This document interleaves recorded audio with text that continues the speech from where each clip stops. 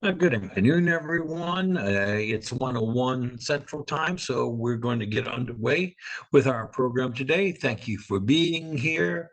Happy holidays. I hope everyone's holidays are going fairly well. We have nice weather and no major catastrophes happening in the two-state area, which is a good thing to hear this time of year. Today, we are going to have the final session for this year. Next Wednesday is Christmas, and the following Wednesday is New Year's. So I'm sure, unless there's some sort of major event that will call our attention away from your friends and families this holiday season, we will not meet again until January 8th. So we hope not to meet until January 8th. Let's put it like that. But today, for our final program, Alyson Hughes with Emergency Management on Region 2 has agreed to update her presentation from last year. That was excellent. That you may want to use with your staff in an in-service. In the meantime, between now and the next time we meet, reminding everyone of seasonal safety concerns and issues. So, Alyson, thank you again for being a part of these presentations every Wednesday and for agreeing to do this final presentation for 2024. All right. Good afternoon, everybody. Thank you again for having me and including me in your weekly emergency preparedness sessions. As Jamie said, my name is Alyson Hughes. I serve the capital area, so the Baton Rouge area of Louisiana and the surrounding parishes, but certainly just because that is my designated area, please don't hesitate to ever reach out to me if I can assist you with anything.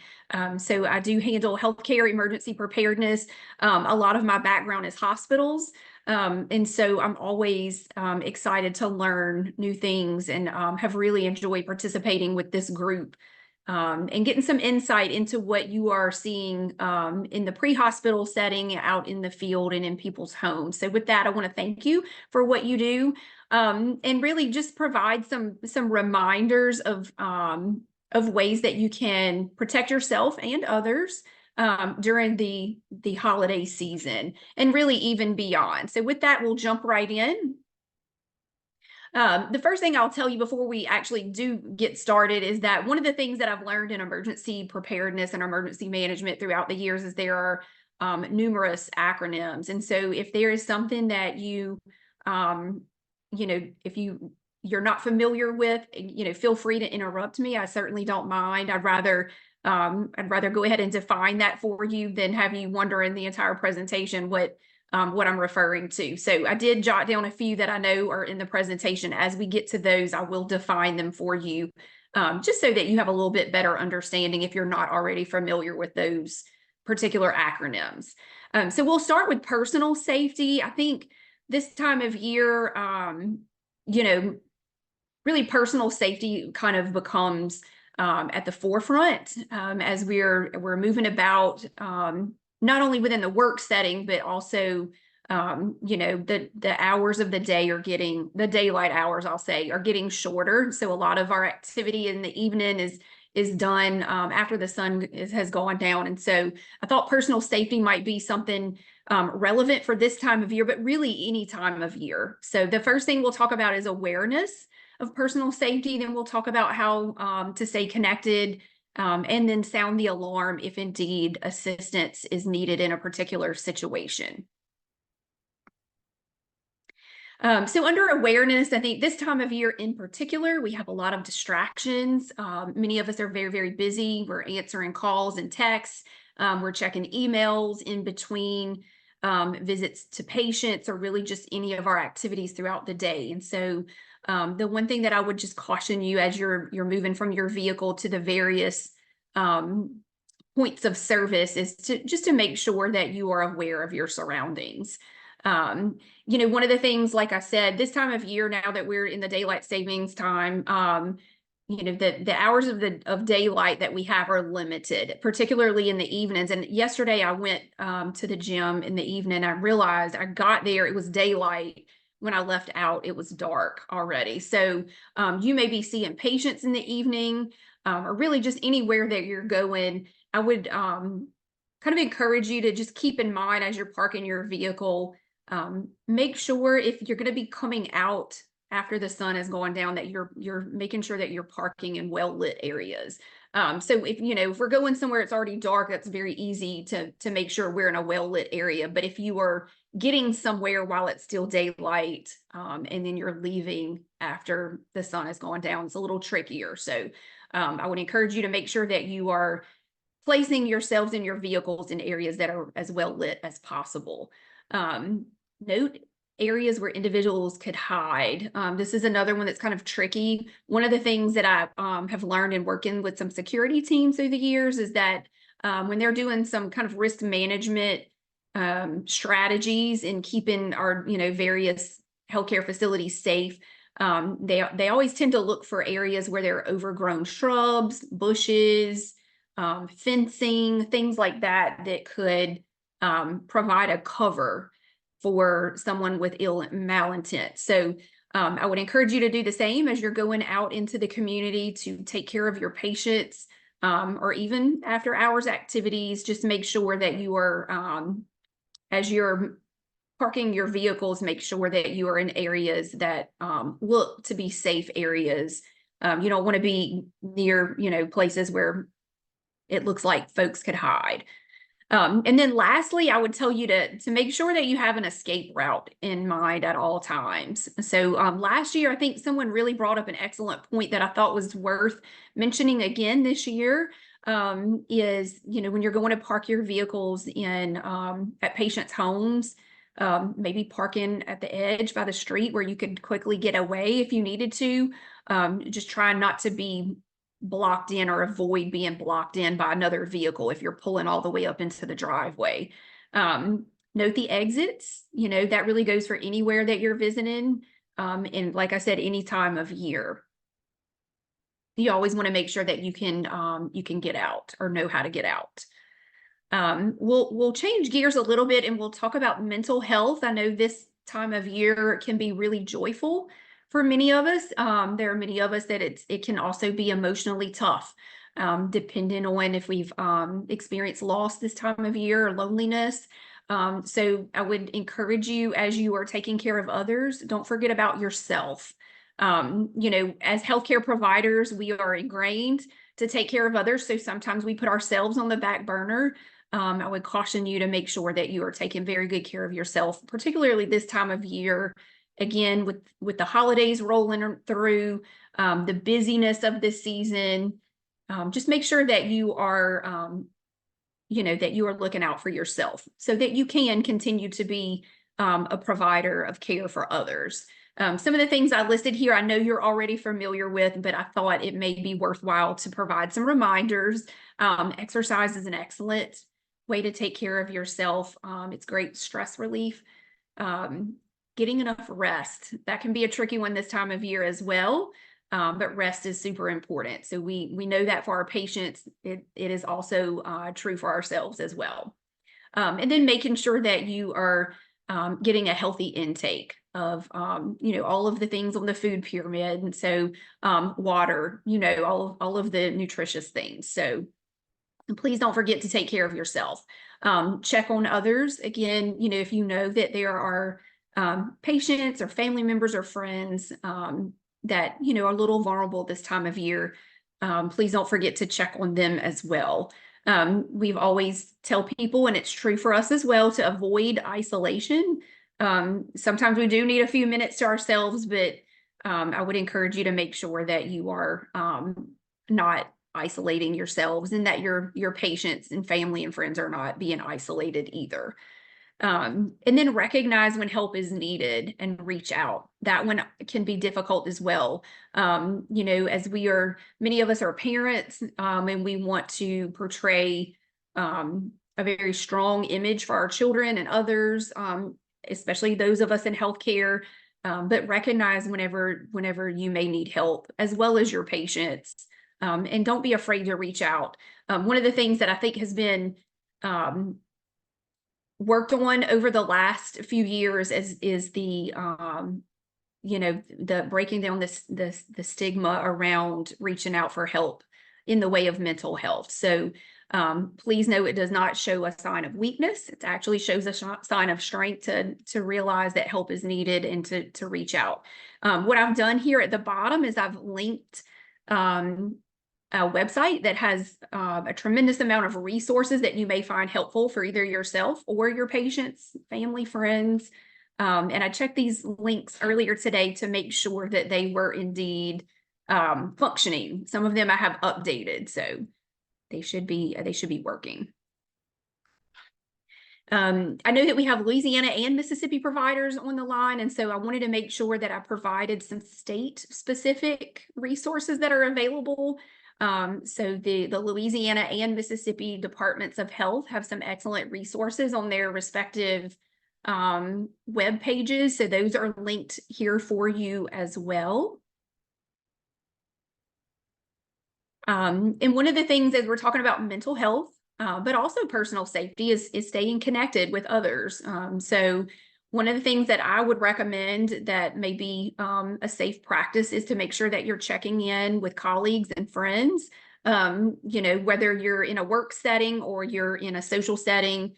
It's always good to let someone know that you've arrived at a particular destination, and then also whenever you depart from that destination. It's just good to let someone know where you are, so that you can monitor if you've not arrived when expected, or that kind of thing.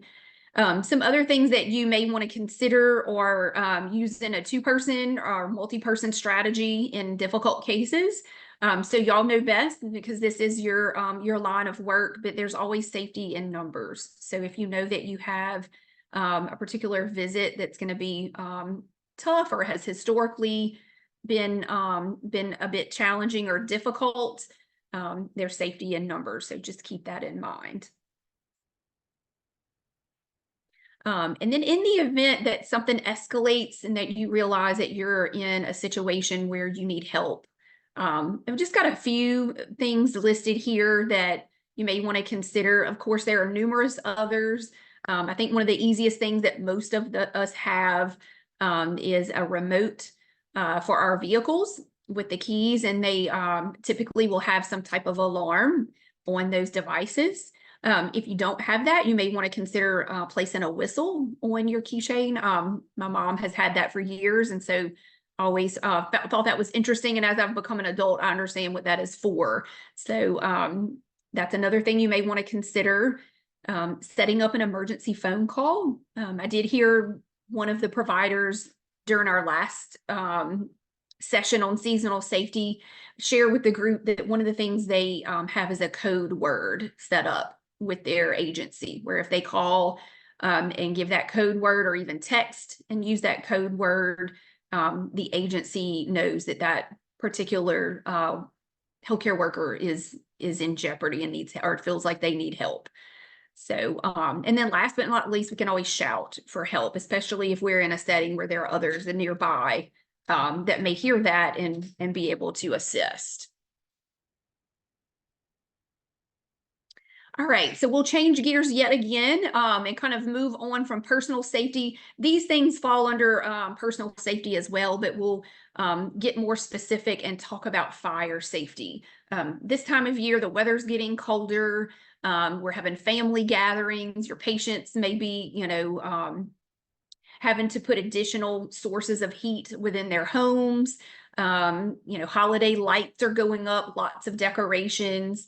And in the event that we would lose power, if we have some type of winter storm, the generators are going to be pulled out and used to keep the homes warm. So we'll talk about each of these things in a little more detail.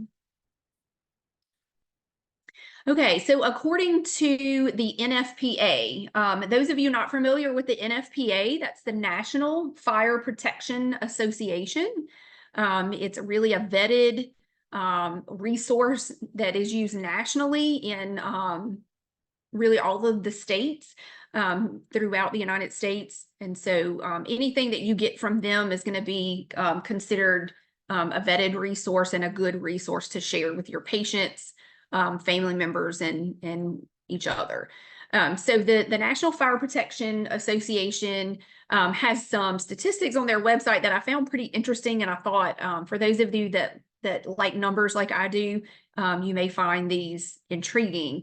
They respond to approximately 835 home fires per year that begin from decorations, and that excludes the Christmas trees. So that gives you an idea of the amount of fires that come from decorations. Now, I will tell you this, in preparing the presentation today, I actually had to update that number. I think last year it was around 790, so that number has continued to grow. I'd love to see what it was for years previous, but letting you know that that number has increased from last year. To talk a little further, the electrical distribution of lighting equipment was involved in more than two and five, so 41% of the home Christmas tree fires. So that could be, the daisy chaining of multiple light strands, really anything that is electrical there. And then 1 in 5 of the tree fires were actually started by the lamps or the bulbs from those lights. And that's about 11%. I'm sorry, 11% was actually started by candles. So again, it kind of starts to paint a picture for you. We've got to do a little bit better in the safety of Christmas trees and lighting during this season. Candle fires reached the highest numbers during the months of December and January, as you can imagine. Lots of people with festivities burning those candles. So again, here's, if you would like more information, they had plenty more statistics. I just grabbed the ones I felt were most interesting for today's presentation, but the site is linked there at the bottom.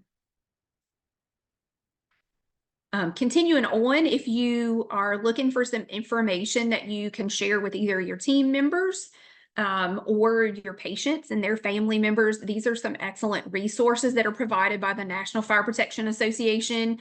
They're there on their website. They're in color. They're one-pagers with graphics.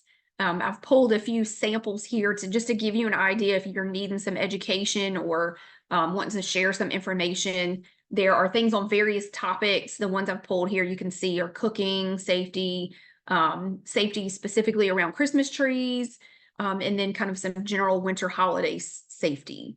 So, and again, those sheets, there are more out there for you to use. Those are free resources you can download and print if you want to hand them out, in person with your patients or their families. And the link there is at the bottom.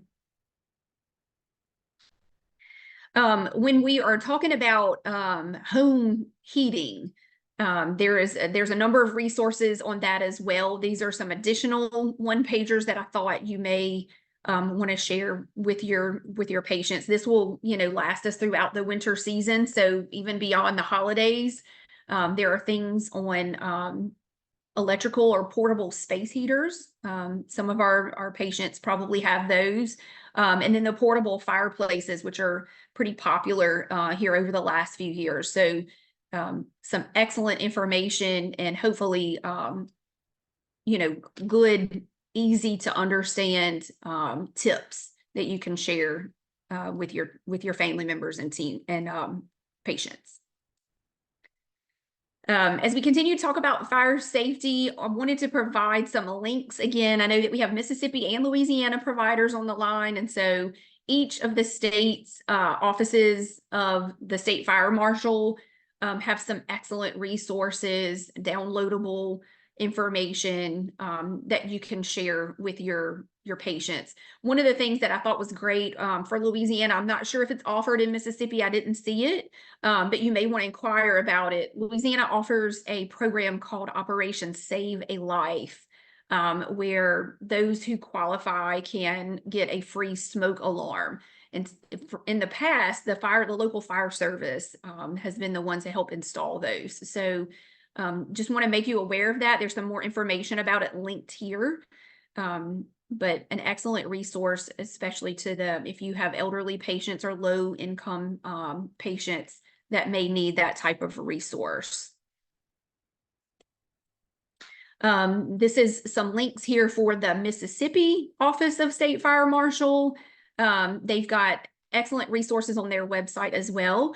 One of the things that I will tell you is that if you reach out to the local fire service, they can provide you even more information, and they may be able to tell you of some programs that are offered locally, either by the county or parish, that are not necessarily listed on the state fire marshal website. So I would encourage you to do that, especially if you have some concerns for some of your patients.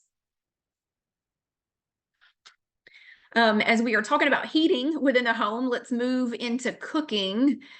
This time of year, we're doing a lot of holiday meal preparation. Our patients and their families are doing the same as well.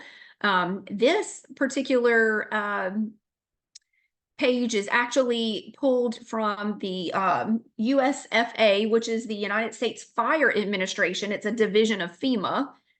So another organization that works to promote fire safety and provide resources to the community. These are some even shorter graphics. If you think these may work better for some of your patients than the one-pagers, these are, some additional things that you can share. So there's handouts, there are messaging that you can share via social media, just a number of different things, but there's the link there at the bottom. So lots of resources to kind of look through depending on what you're looking to share with your patients. Moving from cooking, we'll talk about heaters within the home. So we discussed decorations, kind of moved into the cooking, and then over to heaters. I just pulled together some basic things that I thought may be worthwhile to share. As you're walking into your patients' homes, you have a different set of eyes from them. There are things that I probably don't notice within my own home, but as others come in, they have a different perspective because they're not within that setting all the time. So one thing that I would ask you or encourage you to do is look for positioning of heaters, making sure that they are not positioned too close to fabrics or flammables like curtains, fabric, upholstered furniture, bedding, blankets, those types of things. Making sure they're a safe distance from our patients.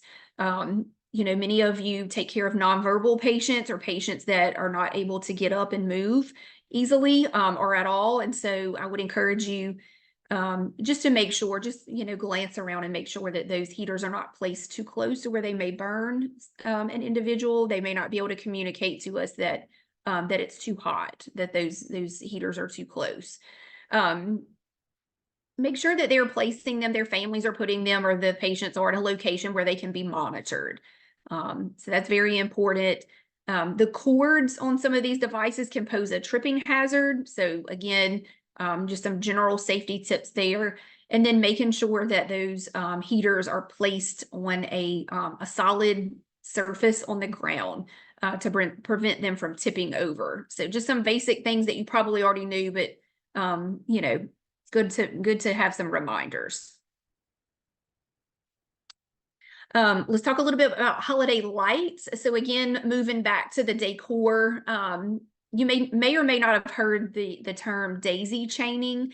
And that is, for those who are not familiar with that, that means that you are plugging multiple strands of lights into each other, or multiple extension cords or surge protectors. So you really need to be careful whenever you're plugging things in, that you're not daisy chaining things that should not be. I'm guilty of that myself. I like a lot of lights on my tree, and so I have to remind myself not to plug too many cords into each other. Those can put a lot of strain on the cords, and it can lead to fires. Making sure that your indoor and outdoor lights are being used appropriately. So there a lot of lights now I think are interchangeable, but there are still some that are really meant to be used outdoors versus those that are really only meant to be used indoors. So make sure that you are cognizant of which ones are being used. Turning off the lights before going to bed. I think that goes without saying. We don't want to leave that, it's going to save electricity, but also make for a safer sleeping environment. And then using caution when, lighting is being used near, flames, particularly candles and things like that. Continuing on with holiday lights. So let's talk about candles. Let's, make sure when we've got open flames that those are used cautiously. I would strongly encourage patients to think about using flameless candles. There's lots of options out there now. Obviously, we never want to leave an open flame unattended. And then, if they are using those types of things, making sure that there's a smoke alarm in the home, and that the batteries have been changed, within the last 6 months. So typically fire service will remind us when daylight savings time changes. Those are when we need to change the batteries in our smoke alarm. So that's kind of a good rule of thumb, so that batteries are being changed twice a year in those smoke alarms. And again, there is a link at the bottom of the screen here for information from FEMA. Okay, let's talk about if we do have to pull out generators. So not only during hurricane season, but generators get pulled out or can be pulled out whenever we've got winter storms rolling through, where power may be out for an extended period of time. Same rules of safety apply for generators in the winter as they do in the summer. So just really a reminder here as we've moved out of hurricane season into the colder months. We want to use them in well-ventilated areas. Never inside. Of course, they need to always be outside. If you have patients that are going to be using generators, I would make sure that they've got a carbon monoxide monitor within the home, and that they're exercising caution or know how to properly refuel. If they've got family members or friends helping them with refueling, we want to make sure that those get turned off and they're allowed to cool to prevent the individual from being burned. And FEMA has, again, another excellent resource here. I've got it linked. There are tips specifically for generator safety. And then last but not least, we've done some, I know Jamie has had a number of individuals talk about winter weather safety on the roads. I thought it was worth sharing again as we're into the colder months. So these things are things, again, that you all know, but still great reminders for the group. When we start thinking about winter weather, we kind of think about, worst case scenario, there being ice on the roads, bridges and elevated portions of the interstate, elevated road structures. Those are always the first to freeze. But one thing that we may not think about as much are walkways. So in addition to vehicle safety, want to remind you as you're traveling to and from your agencies or to individuals' homes, or even, again, just out, doing things beyond work. Make sure where you're walking, if there's been a freeze or the temperatures have dipped below freezing, that the sidewalks are not slippery. Stairs and ramps have, I can tell you personally, been a challenge, and I know individuals personally who've been hurt on ramps or stairs during the cold months. So making sure that sand's available, if needed, just to keep patients and yourselves and friends from falling. So I've got some resources linked here at the bottom as well. 511la.org is the Louisiana Department of Transportation site that's got real-time map there where you can see road closures and things. The Mississippi Department of Traffic has got also got a great site with information regarding traffic. And then there is a ready.gov kit below those two links as well. All right, and hoping to keep it rather short so that you can either use this as a resource for an in-service with your team or just share out as appropriate. I'll wrap things up with my contact information here. Again, like I said, please feel free to reach out if I can help you with anything. I am certainly very happy to do that for this group. Thank you, And I'll Alyson. open it for Yeah, questions. you're always available to us, and I really do appreciate that. Does anyone on today's call have any questions for Alice? Alice? You have to unmute yourself or put a question in the chat box. There's nothing in the chat. Allison, I am amazed to learn that we actually track how many fires related to decorations. Over 800 fires this year. Was that last year or this year so far? You know what? That I'll was have to look on their that was site, Jamie. It 2020. doesn't That was really give a time 2023. parameter, but Wow. when I pulled the statistics last year at this time, it was 790 because I had to update the presentation for today. So I would assume it's probably you know, as fire service departments are Yeah. reporting that information up nationally, it's probably a few months lag time from the That's last incredible. report, but yeah, I know between last year and this year, it has increased. So Just that's incredible. You would think that we would have greater safety as we move forward, but we take all sorts of chances when we're doing outdoor decorations, I guess, or in indoor decorations. So, well, Allison, I want to thank you. I don't see any questions on the in the chat box or anyone opening up, but I want to thank you. I want to thank everyone for your interest in creating greater patient safety for whole hospice and home health patients over the past year.